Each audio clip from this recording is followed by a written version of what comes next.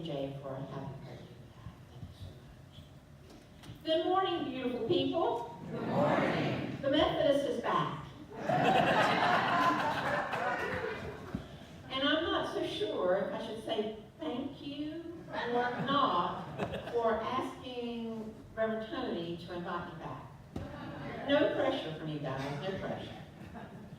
Well, if you're like me, this time of the year is filled with all kinds of emotions.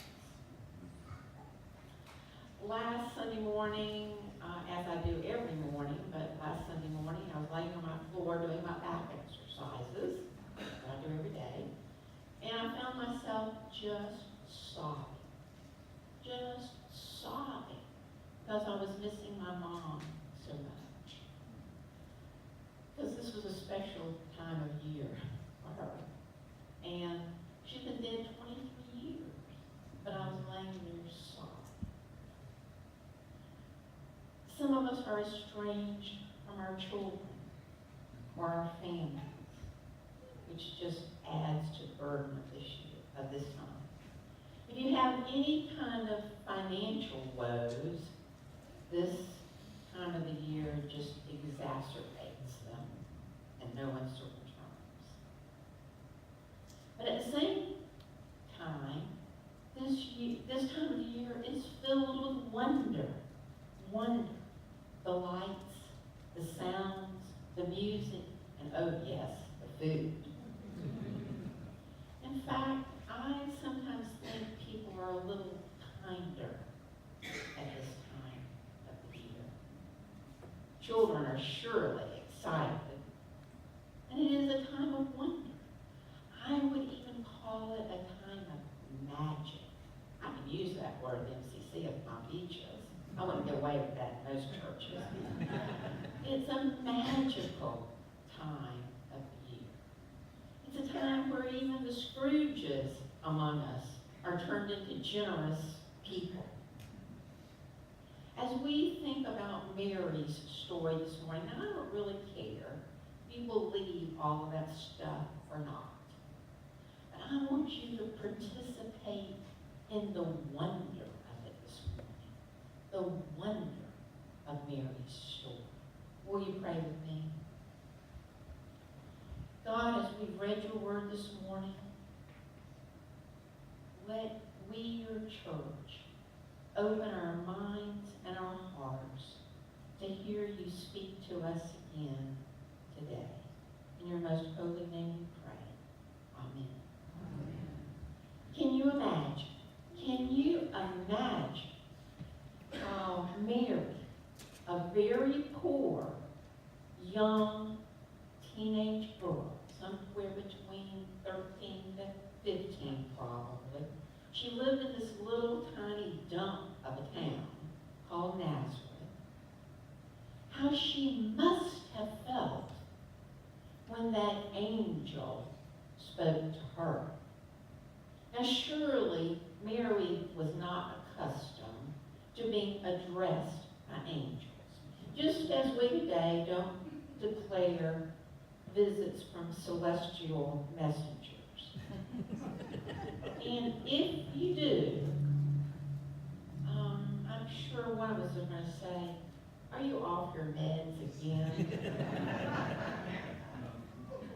Now I have to admit that I've had this kind of hallmark picture of Mary.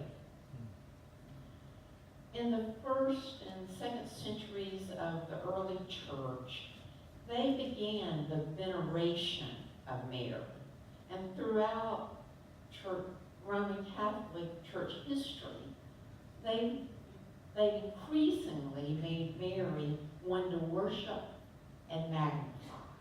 So we usually paint this beautiful picture of Mary, never thinking about what that announcement might have meant to her. Surely it must have frightened her to no end, and a million questions must have clouded her mind with confusion. What do you mean, a baby? A baby? A baby? Are you sure you've got the right person? What will Joseph think about this? He's never going to believe this in 1,000 million years. And my family, our friends, what are the neighbors going to say for Pete's sake? And I could be arrested. And if I'm arrested, I am going to be stoned to death. Huh. And that angel calls that favor with God? Are you kidding me? In remembering Mary's story, we too might wonder how God shows favor. For shortly Mary will take off on a long journey over barren, dusty, dirty, not even a road, on a donkey, 9 months pregnant. Surely had to be a man that wrote this.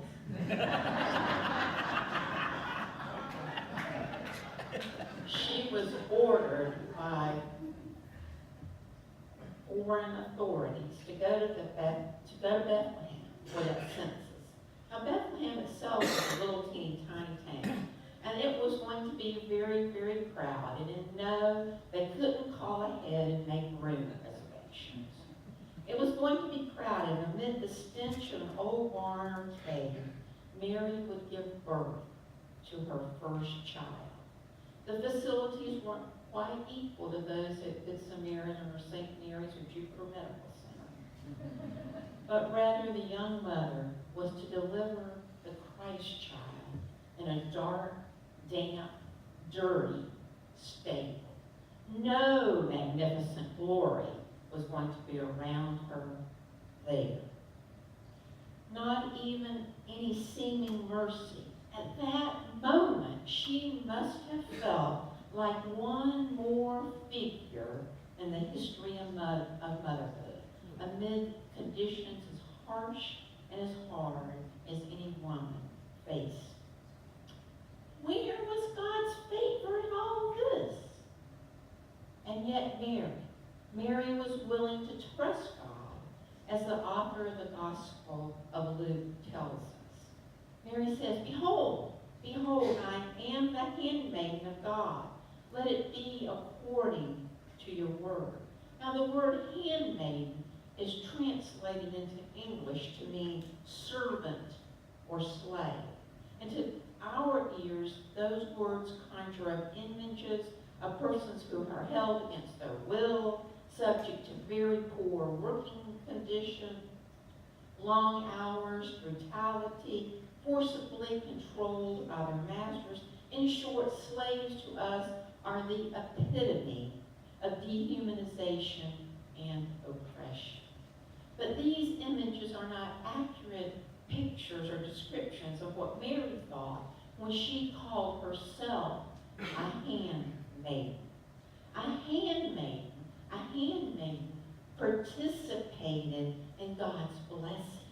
A handmaiden participated in God's blessing and received God's protection. Thus, servanthood, in Mary's case, was not to be understood in negative terms.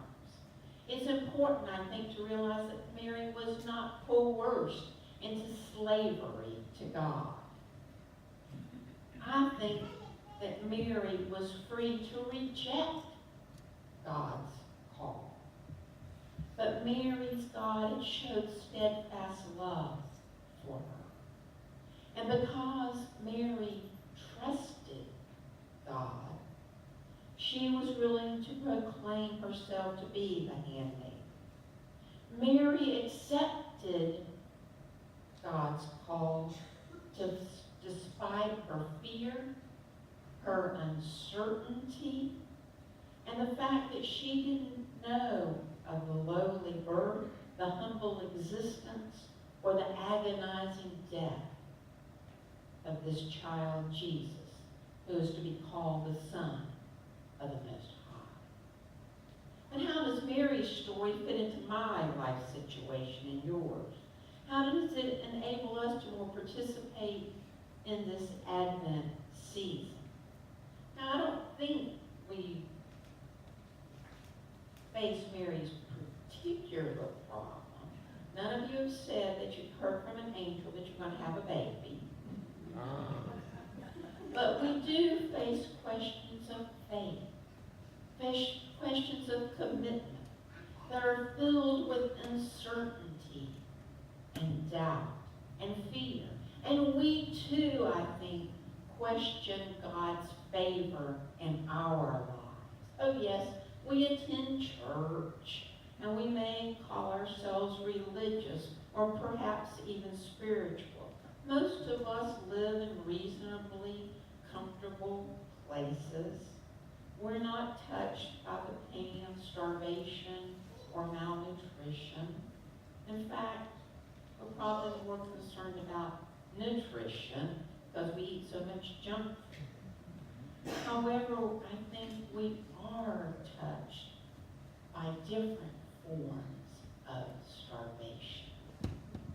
We long for that physical touch, for someone to simply care about us.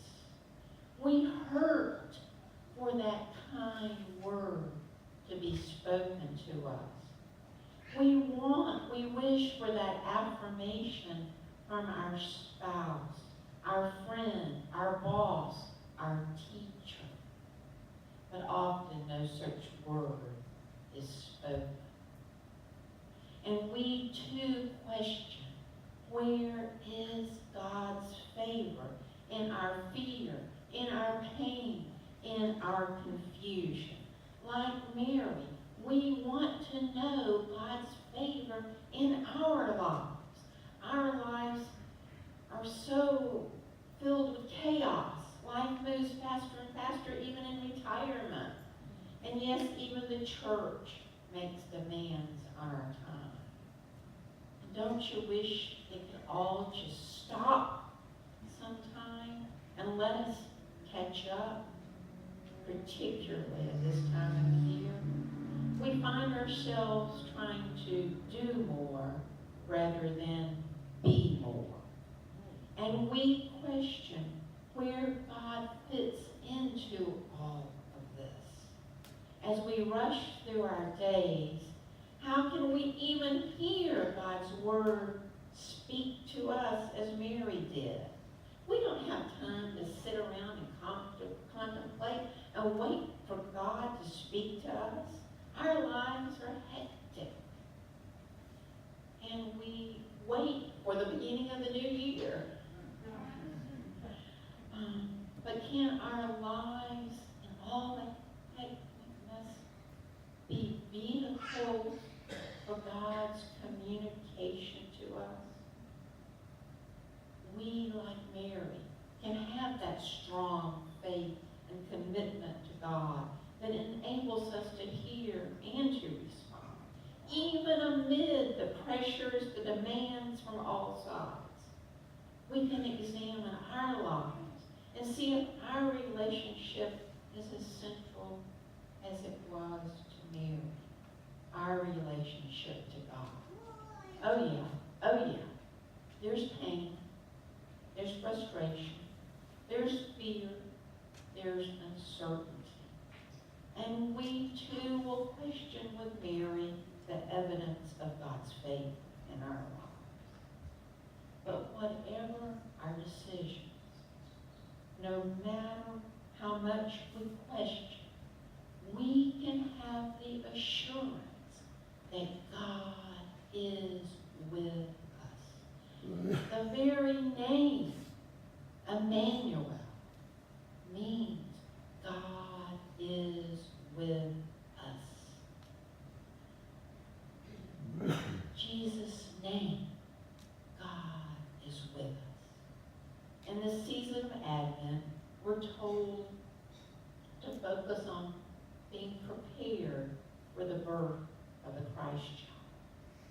Does our preparedness mean being willing to allow God to work in our lives as God did in Mary's? Now remember,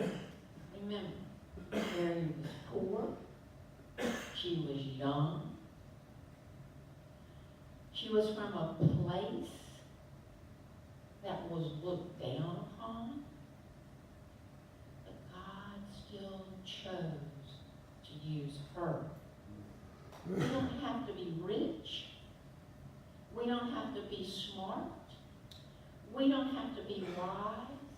We don't have to be straight for God to use us and to make a difference in the world. Anything is possible. Anything is possible. Wonder, wonder, wonder at this time of the year. Anything is possible. Somehow, I think we do feel kinship with Mary in her struggles and her questions.